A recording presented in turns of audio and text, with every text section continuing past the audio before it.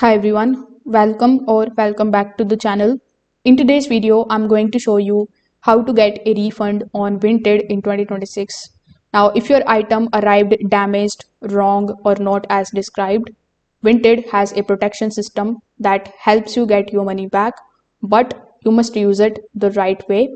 So first of all, come here on vinted.com. You can also do the same steps in your Vinted mobile application.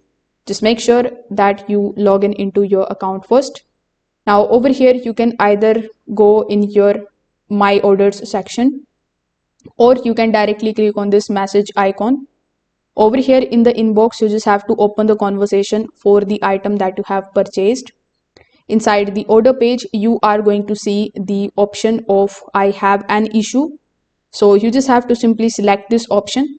On the next page, select the reason why you are having a problem with this particular product.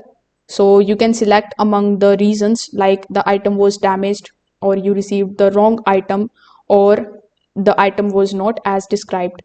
So after selecting your reason, you just have to submit the report. So once you do this, Vinted is going to basically pose the payment to the seller so that your money is protected.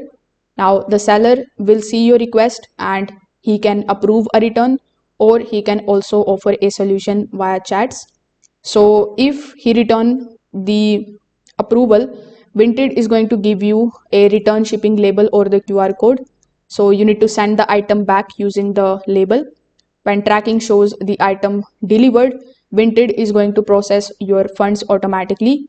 So you are going to get your refunds on the same payment method which you have used while making the payment. So this is how you can get a refund on Vinted in 2026. If this video helped you out, make sure that you like this video and subscribe to the channel. Thanks for watching.